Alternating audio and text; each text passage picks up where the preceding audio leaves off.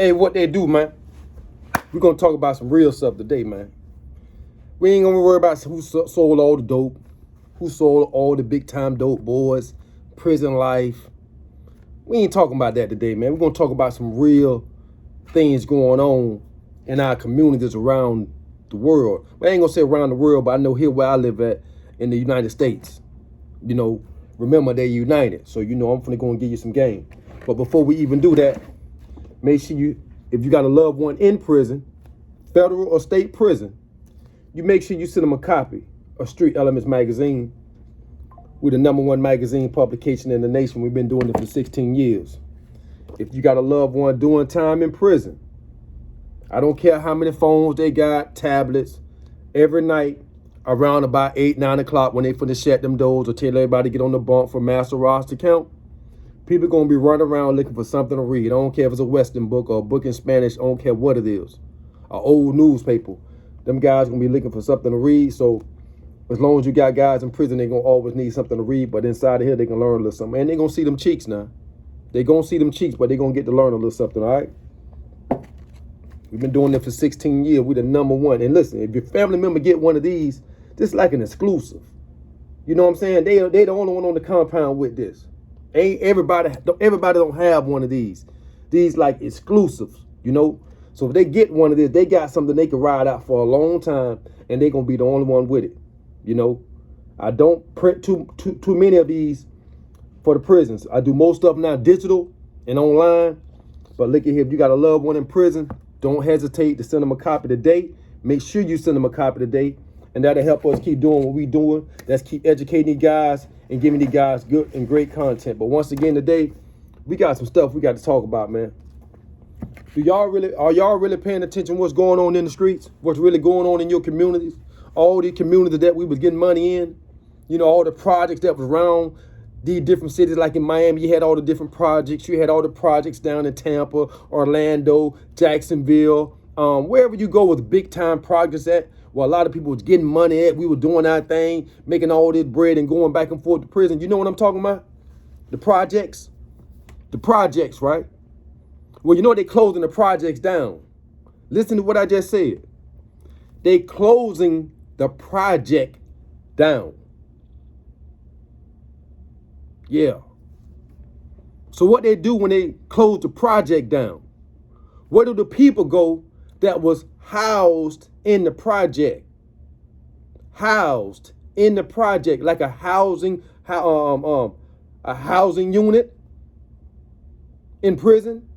You know, that's your housing unit. You're in housing unit B1, BC. A1, A2, B1, B2, right?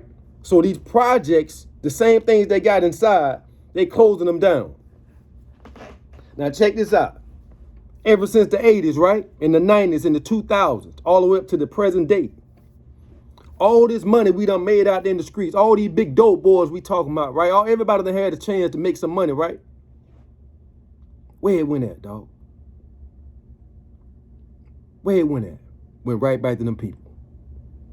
And in return, when your grandparents and your parents left you them houses after they passed, that the only thing you had to do was pay the mortgage and pay the rent, pay the mortgage and pay the taxes. That's the only thing you had to do, right? Now, we ain't talking about the ones who got money and know how to do all this. We talking about the majority, because these people play on the majority. They don't play for, they want the majority of people, the majority mindset, so they can actually work their plan. I give you a perfect example. In my city right here in Tampa, it was an area of Tampa called Central Park District. It was a business district back in the 1920s all the way to the 1950s. Everywhere in the United States had these type of districts. Not just here in Tampa. Everywhere in the United States had those same districts, right? So check this out.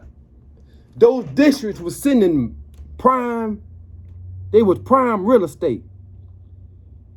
They was prime real estate. And I'm going to tell you why we couldn't see that. Because you don't think how they think. They think about 10, 20, 30 years ahead.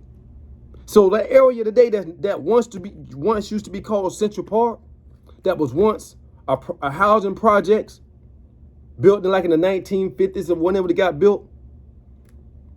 That housing project was exactly what it was, a project. So they can put people in a system.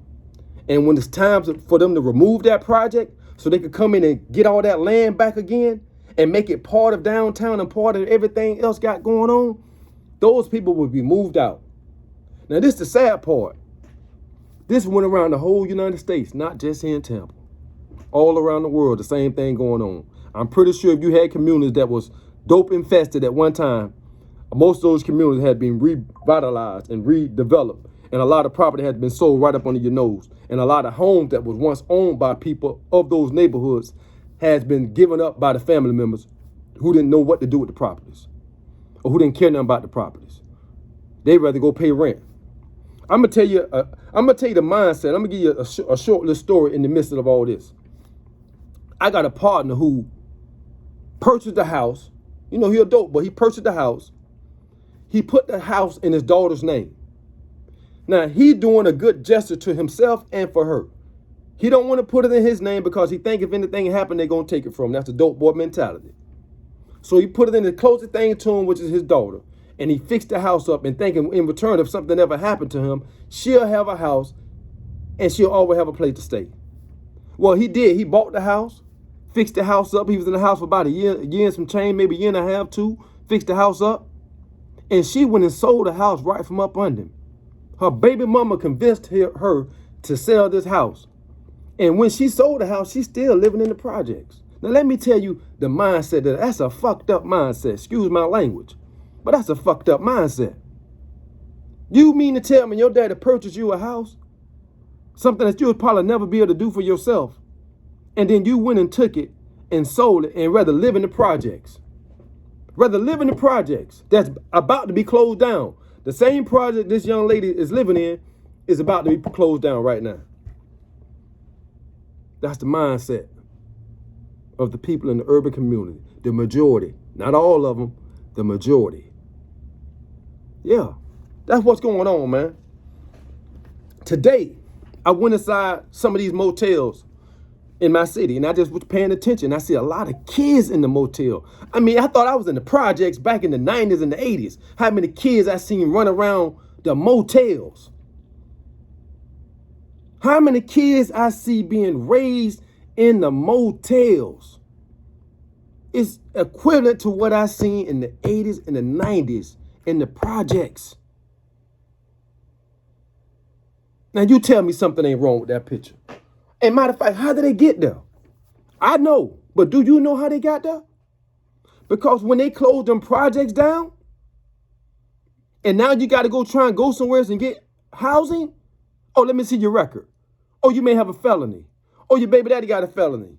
Oh, this and this and this. You need this amount of money. You need this, you need this, you need this.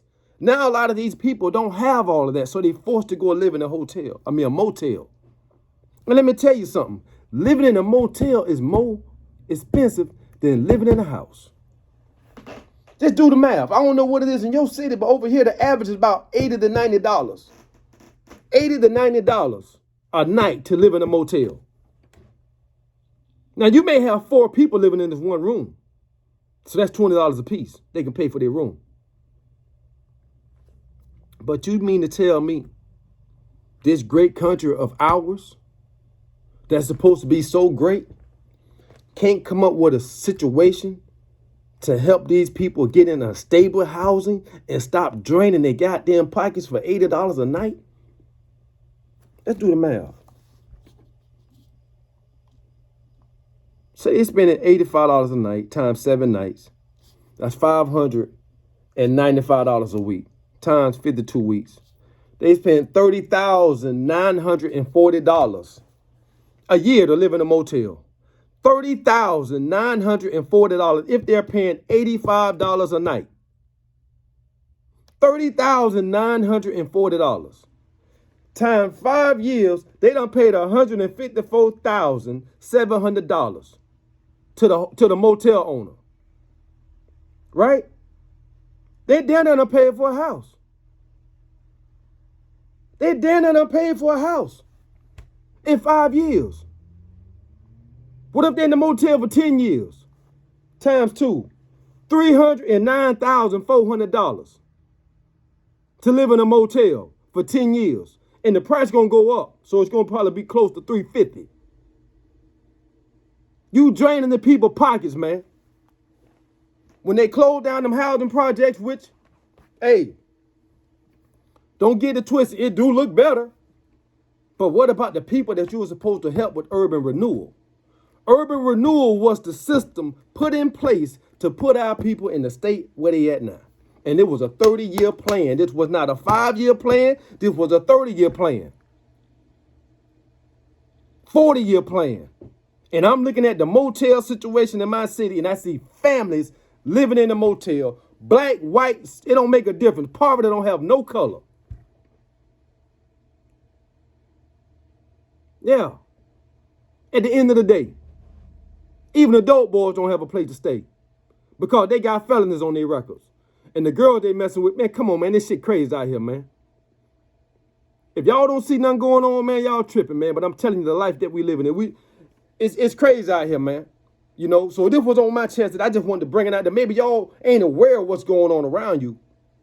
But in the next couple of years, man, we ain't gonna have, if your mom, let me give you some advice.